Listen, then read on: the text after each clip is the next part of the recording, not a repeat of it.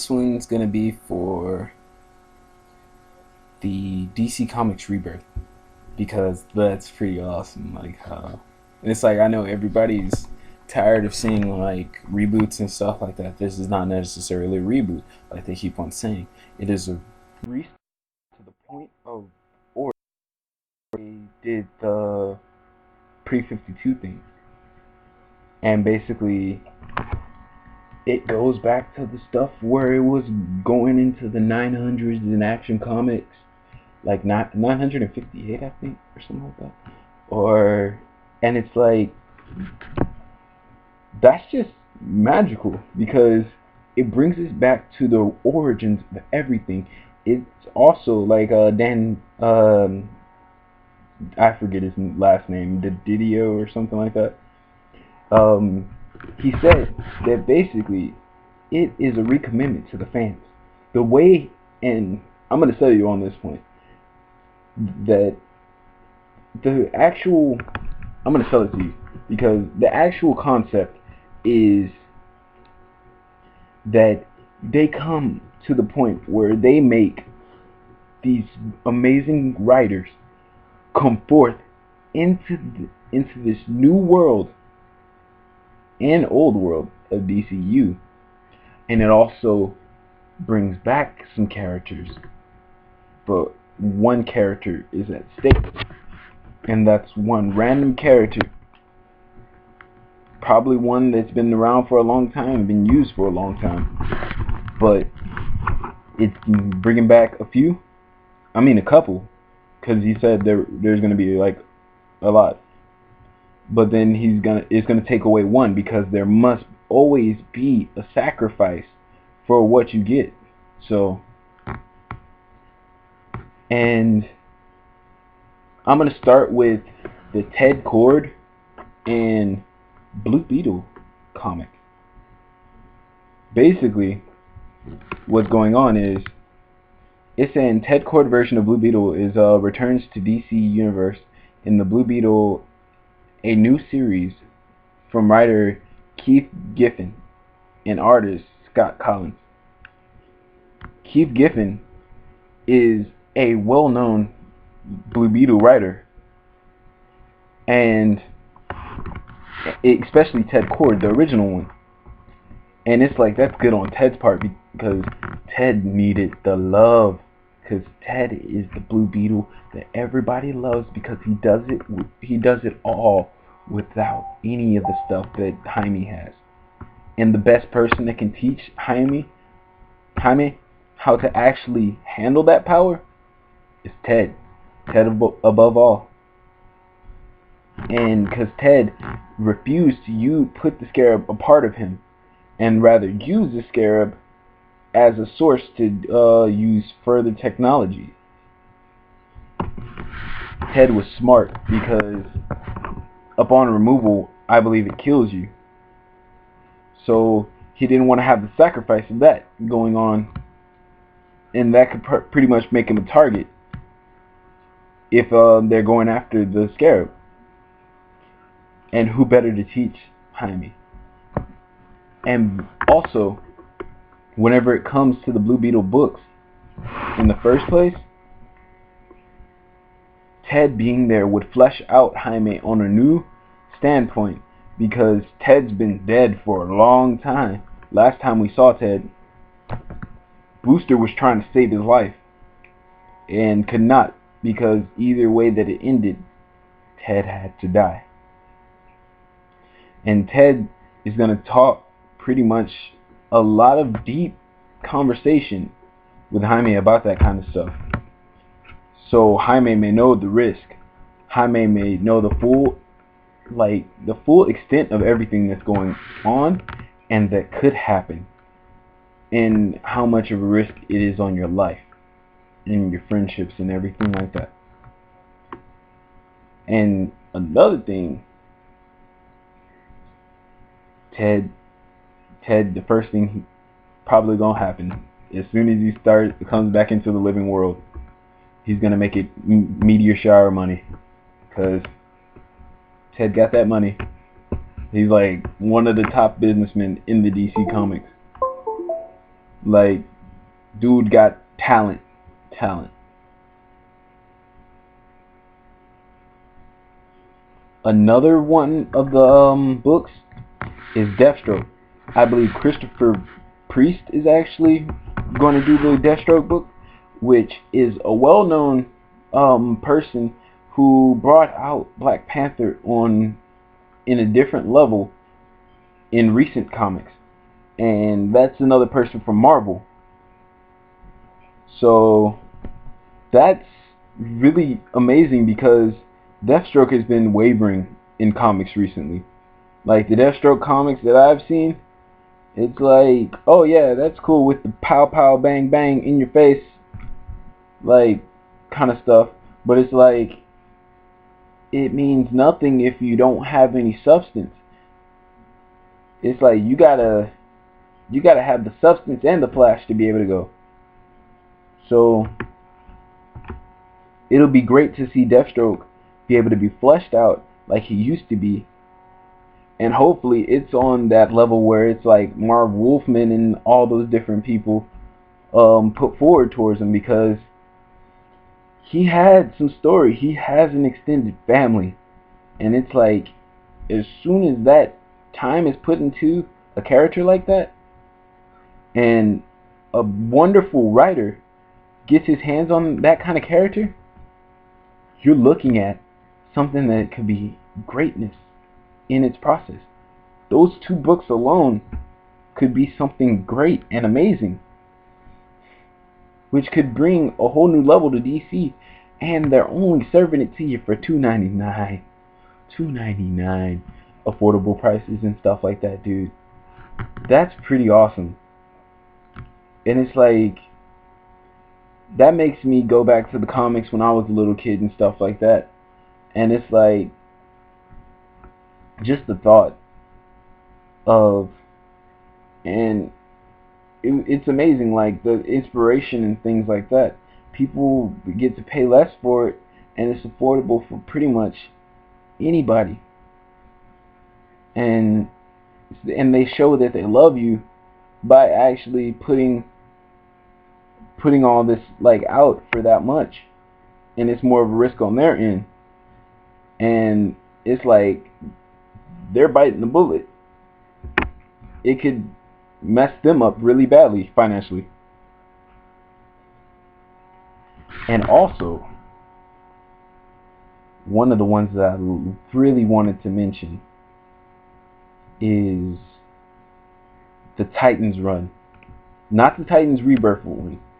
That one is the one with Damien and stuff like that. I'm going to mention the one with the Titans, the real Titans. Like, they're both the Titans, but it's like, you know, the Titans that everybody knew and loved for a very long time. And I believe, I can't remember directly who were the last two, but I'm going to just go off of my memory. Just correct me if I'm wrong later. I believe it's Donna Troy. Donna Troy looks like a badass. Like, she's wielding like a knife, like she has that what's the Marvel X-Men character's name? The one from the X-Men movie.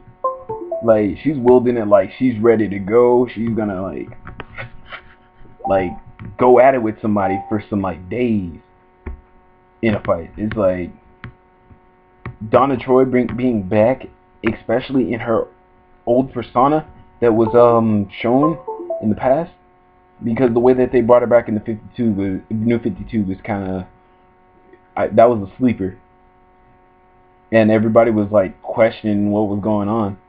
And it's like, it's good to see Donna Troy back in her old suit. Not an old suit, but a revamped version of it. It's good to see Roy Harper, because Roy Harper looks really cool in the art for it. And it's like Roy looked like he's not on the drugs, he's not on any of that stuff. You're about to get that work. And Aqualad, I believe. Yeah, Aqualad. It was Aqualad. and before he's Tempest and everything like that. And he looks amazing in this. Like, normally I see Aqualad and I'm like, oh, okay, yeah. Whenever before he's Tempest, and like, okay, yeah, cut and dry Aqualad. This man looks like he will beat you for like beat you, and you're gone. You're not even an existing thing anymore.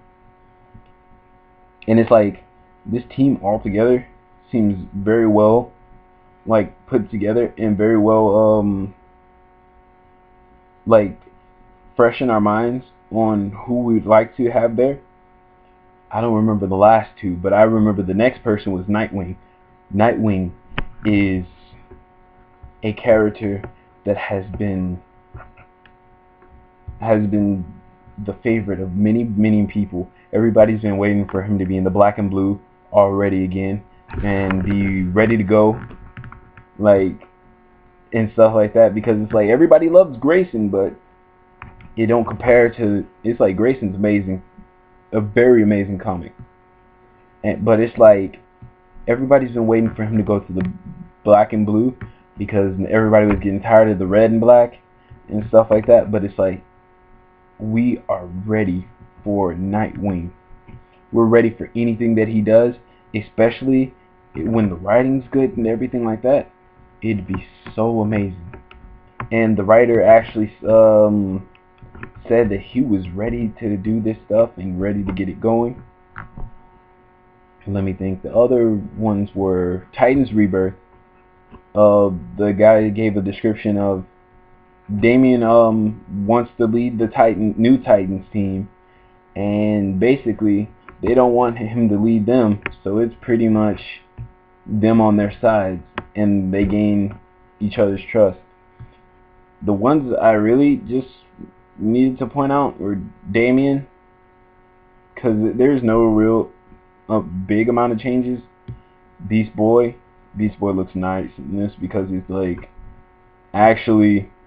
he actually feels like himself. It's not the one that they're trying too hard with in the New 52 comics. He feels beastly a little bit, and he seems like Garth, but it's like he's beastly at the same time. And then it's also Wally West, but I know people are gonna hate this and stuff like that, but it is the African American Wally West. But let me tell you, he looks good in the yellow and red. It's like it might not culturally fit you, but it's like it seems like Wally through and through, because this Wally seemed happy and stuff like that. So as long as the character mirrors what he was written as, it should be amazing. Because I know Wally was one of my favorite Flashes. He's basically tied with Barry Allen for me, and Barry Allen and Wally as the Flash are like my favorite thing ever, because it don't get no better than that for me. And it's like I've always dreamed of running my fastest and being able to run through time. And another one. Oh, people are going to love this one. For the Action Comics, it is actually Action Comics all the way through the Superman ones. They got some stuff that's going to make people really happy. Because for one of the comics for Superman, they actually have it where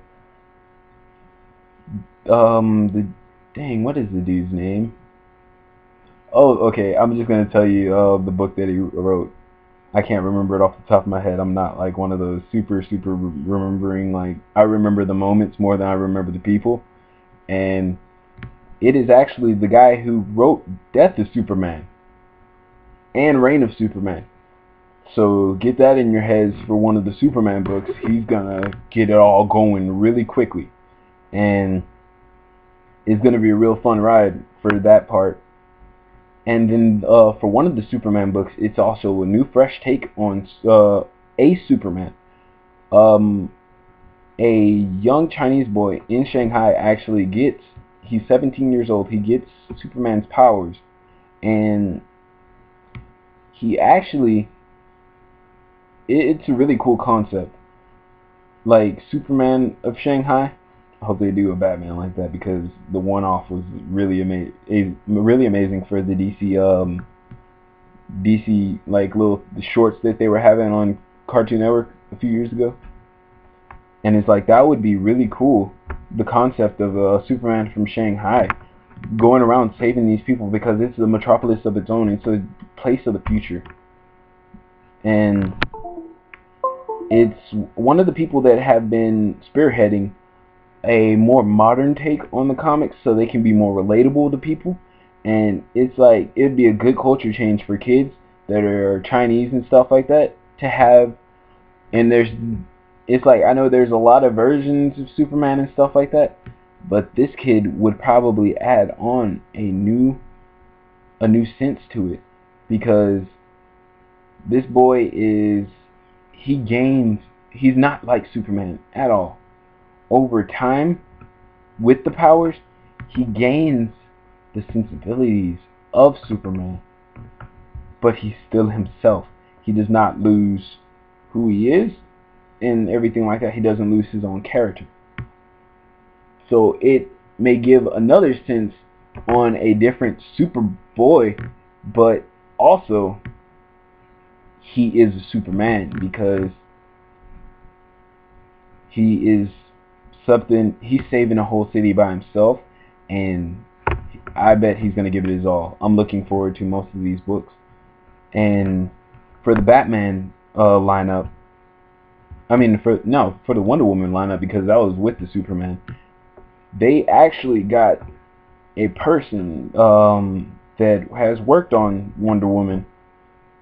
No, has never worked on Wonder Woman, but during the runs for New 52, Jim Lee, he was sending Jim Lee all these photos all the time for Wonder Woman. He was drawing these photos, and the photos that they showed for Wonder Woman's books and everything like that, they were amazing. They took front and center over most of the Superman in the rest of the books, like including JLA and stuff like that. And it's like, this man looked like he was destined to draw for Wonder Woman, and it got me feeling, because I'm like, yeah, this is cool. And then you got a person returning to Wonder Woman, one of the old writers that wrote it very well for her,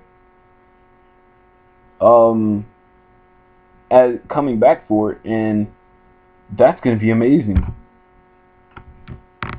Then you got, for Cyborg, you got the dude that's basically wrote all the 90s, I mean some of the 90s Spider-Man books, and he's coming in to be able to write the Cyborg book. How crazy is that? He worked in a company with Dan before Dan even came to DC, and pretty much this man's gonna write. He's gonna write Cyborg as a person who is learning not just to be human, but learn to rely less on the tech, to be able to focus on who he is and how he'll be able to handle things without the tech, because sometimes that stuff will get you nowhere against certain villains and stuff like that. And the human thing pushes you a little bit more than the tech side, because you lose yourself in the tech, you lose yourself in a battle. So hopefully that can come together very, very well and actually make for a good time in that comic, because I've been looking forward to Cyborg making an evolution in his story and character, so he can be able to even step forward into this Justice League thing, because he's really seeming like he's deserving it, but he has to work for it a little bit more, like than he did in the past comics, because that wasn't cutting. For the Batman books, Oh yes, the Batman books. The Batman books. Um, Batman. Oh my God! Like the way that they had it lined up. Like I think Jim Lee's working on one book. Tom King's working on another. Like they have it ready to go. Nightwing is in there somewhere. Like the Return of Nightwing and everything. And it's like these people are actually putting it together for the fans. They're not trying to make full on cash grab. They want it to come together fully so you can be able to understand your heroes again. So you can be able to understand the villains more and things like that. There is also a book where it is done like the Robert De Niro movie Midnight Run, where Batman is taking Two-Face around the country. He's trying to get him from point A to point B in the country to be able to like turn him in or something like that. And there are assassins after him, like a whole bunch of crazy stuff. They were naming like fast cars, post-apocalyptic kind of like not post-apocalyptic, but like crazy anarchy like ridden world in the middle trying to get to point A to point B. And it's like monster trucks, guns, all that kind of stuff. Like, and the writer also highlighted this. He wants to make Two-Face a different type of character. He wants not like different from the original like the Two-Face that we all know and love, but he wants to make Two-Face one of the things that come to the forefront because it's amazing to work on these characters, right? And bring them to a spotlight where they have never seen before. The Riddler got it with Batman Zero Year. So Two-Face is getting it with this because they want to make him scarier than the Joker. They want him to be vicious. They're putting they're going taking on the gauntlet with this one because it's like every book it's going to be like you're going to be questioning what's going on, and it's like they got to do either hit or miss with this.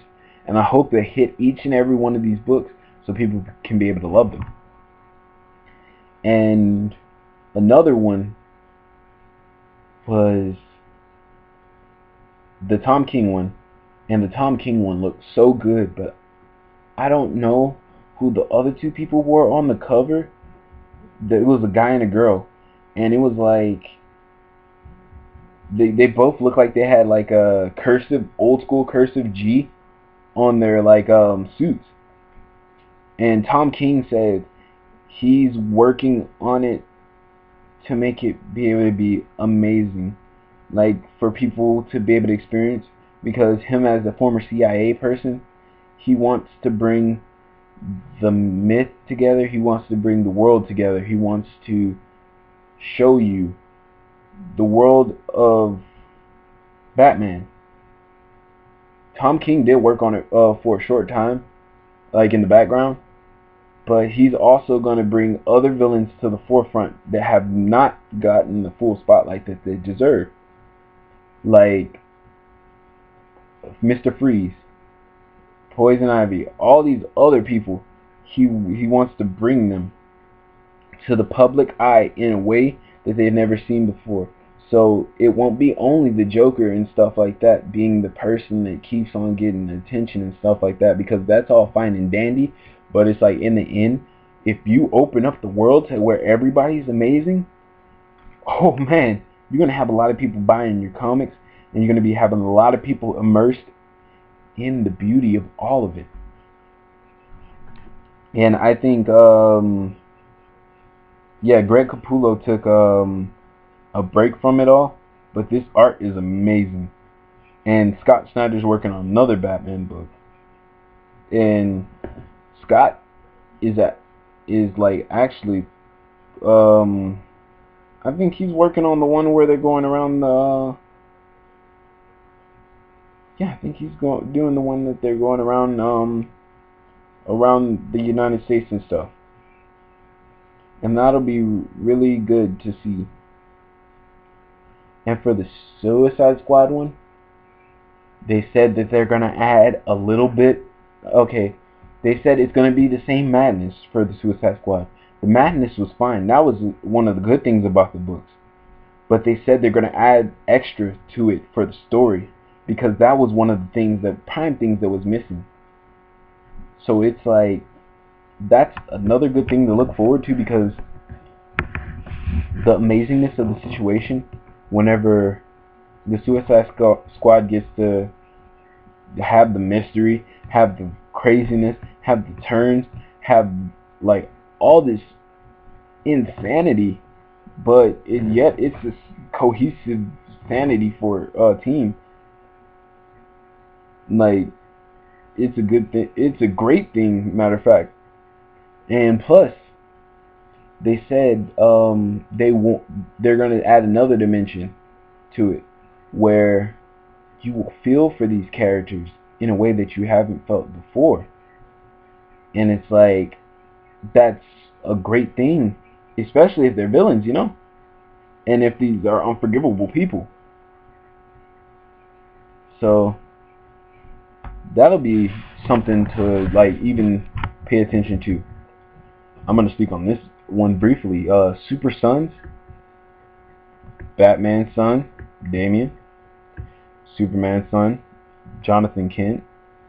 Forget his actual name. Kryptonian name. I don't dabble in Superman's future like that. I just know Superboy, Connor. Yeah, but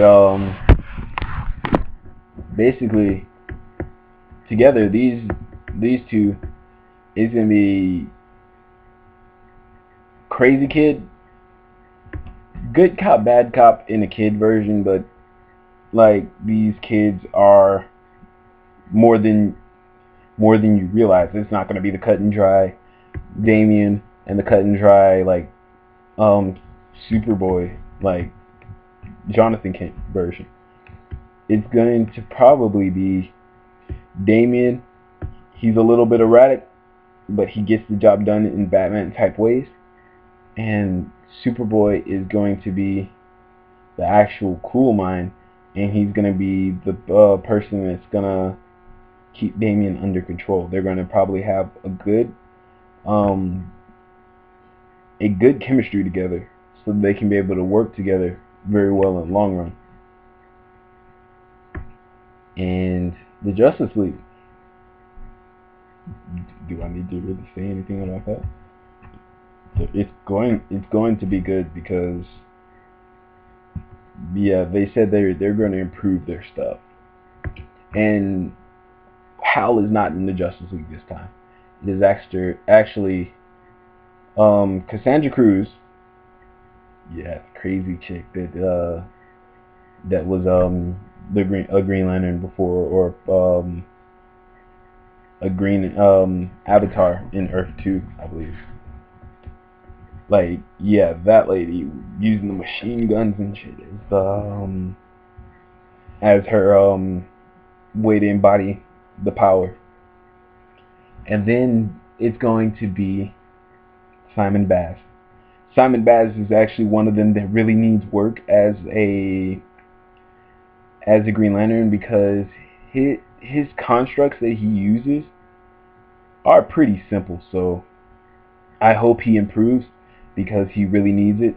And I hope this team, from a more experienced ring user, actually helps him very well. But they're both rookies, so it's like, it's going to be good to see them work together in the Justice League and in their own book, Green Lanterns. And also, they're bringing back the person that worked on Sinestro Corps. So, and he's going to be working on the Green Lantern book. And so, in this one, it's going to be Hal, John Stewart, Guy Gardner. And it's also going to be like storylines with the whole like Sinestro Corps and so on, because last time you've seen them, they put War World in the middle of like the universe or something like that, and so that'll be another amazing thing to see, because that pretty much left off on a high point. So it's like all these stories are going to react very well with one another, and it's good to see them coming along. Another one is the actual. It is the. What was it? Lost my train of thought. Another one was actually the. Damn.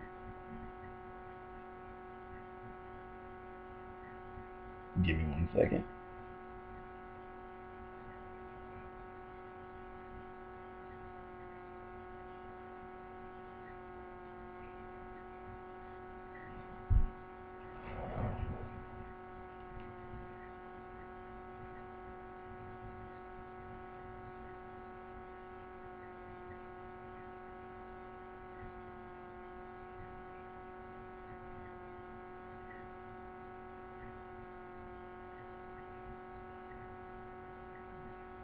It was after the Green Lantern, so it has to be this. Oh yeah, Supergirl. Supergirl is gonna get written in a way where she does not have. She is her own person, but her father actually gets to the point where her father is revealed to be Cyborg Superman. So he gets to the point where he is also a villain, but he is also trying to make his daughter happy, but it's not going to turn out in the greatest of ways.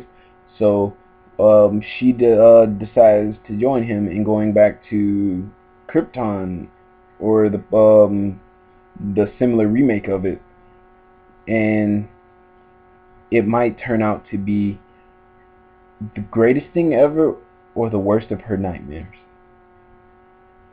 And that'll be a actual, I'm going to say, beautiful piece, because it's a great reimagining of how things would happen like that. So it's pushing all the pieces together. So I'm just glad to see Supergirl get some love again, because like she had a really good run before, and then like she was missing out on the love. And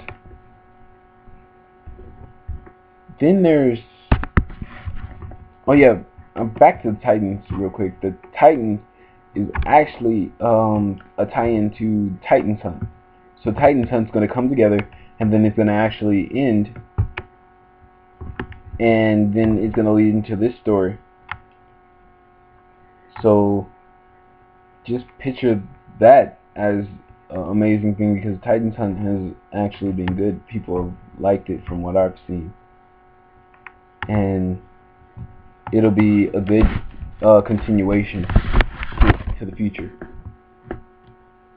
And in the special, I'm going to speak about the special, because one of the last things I'm going to talk about is actually my favorite superhero. So I'm sorry, I'm not using favoritism. I just forgot until the end. Sorry. So yeah. It'll be amazing to see the special, because the special is going to bring back some characters that you love, and it'll also take away one that you probably don't love, or one that you love. It could go either way, so we don't know. We might want to kick their asses for one of them, but we might get back some good ones that we're going to be like, we can take some time off from that person. You know, we already lost like a couple already, and then we got them back at the last second. So yeah, wrap your mind around that. And then now, the one I've been waiting. I haven't been waiting, because I forgot. I'm gonna admit it. I went blank minded in the middle of the video. and it shows. I'm not gonna edit it out. But the Flash, the Flash. Oh yeah, the Flash is going to get another speedster. I know what you're thinking. Oh, another speedster. How many of them just run?